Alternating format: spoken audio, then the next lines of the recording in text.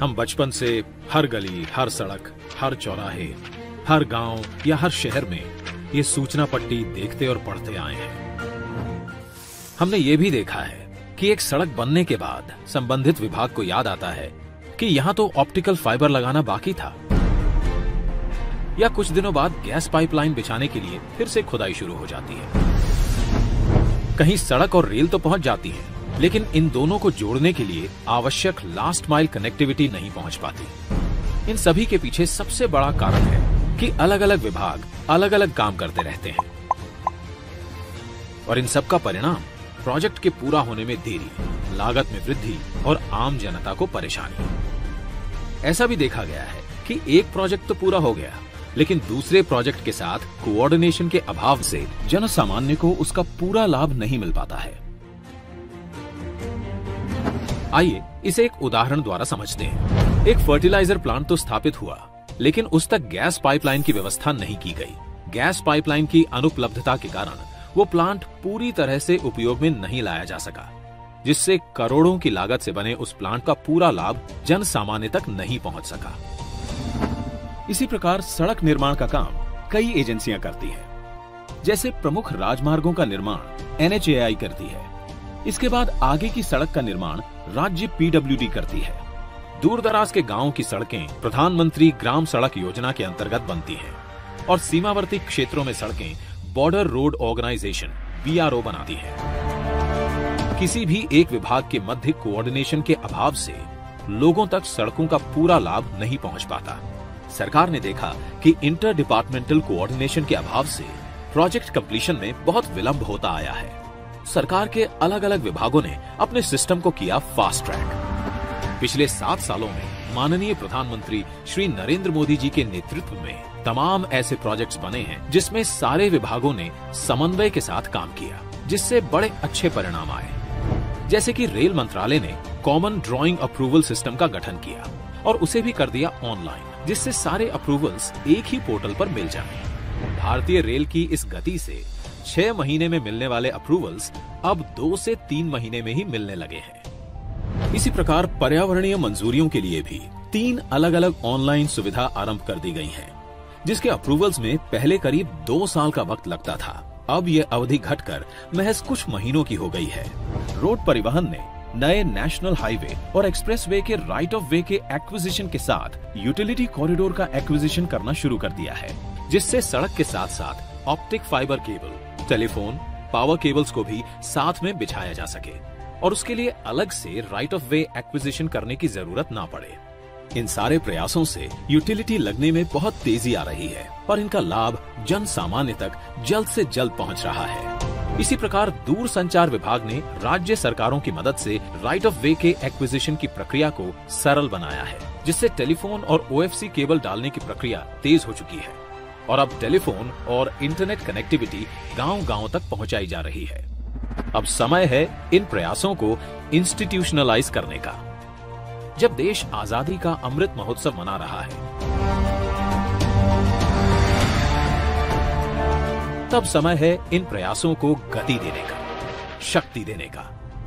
इस बार लाल किले से प्रधानमंत्री जी ने कहा, भारत को आधुनिक इंफ्रास्ट्रक्चर के साथ ही इंफ्रास्ट्रक्चर निर्माण में होलिस्टिक अप्रोच, इंटीग्रेटेड अप्रोच अपनाने की बहुत जरूरत है। आने वाले कुछ ही समय में प्रधानमंत्री गति शक्ति का नेशनल मास्टर प्लान करोड़ों देशवासियों को सपना करने वाली एक बहुत बड़ी योजना लेकर के हम आपके सामने आने वाले हैं। लाखों नौजवानों के लिए रोजगार के नए अवसर लेकर के आने वाली है।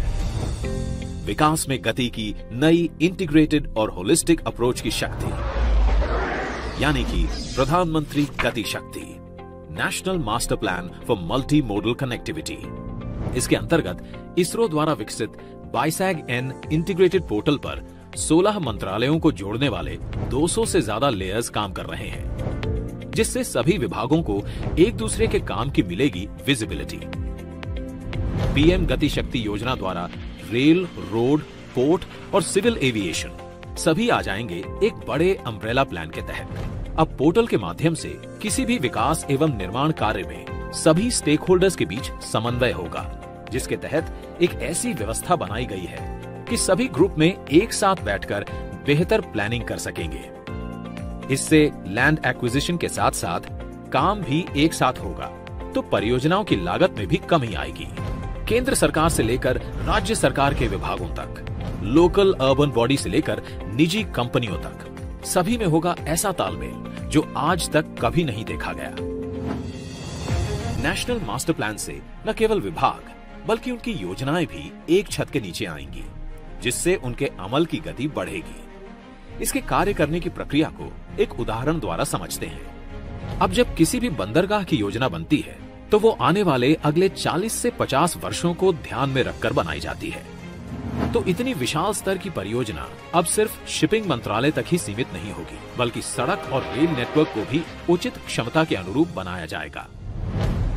नेशनल मास्टर प्लान से ये भी पता लगाया जा सकता है कि कहां पर सड़क बनी है और कहां पर नई सड़क के निर्माण की आवश्यकता है। नेशनल मास्टर प्लान में हर मंत्रालय का डेटा निरंतर अपडेट होता रहेगा। यही नहीं, नेशनल मास्टर प्लान द्वारा किसी भी सामान को गंतव्य स्थान तक पहुंचाने के लिए सही मार्ग और किराए का चयन किया जा सकता है। एम्प्टी फ्लो डायरेक्शंस में ग्राहकों द्वारा माल ढुलाई में विशेष छूट ली जा सकेगी। मास्टर प्लान से संसाधनों का सर्वोत्तम उपयोग होगा, तभी तो पश्चिम भारत के प्लांट से आई खाद उत्तरी क्षेत्रों के खेतों को लहलहाएगी और किसानों में खुशहाली लाएगी।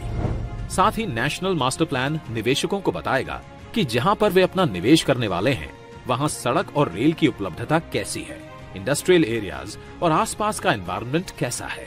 इससे बिजनेस और रोजगार के अवसर बढ़ेंगे।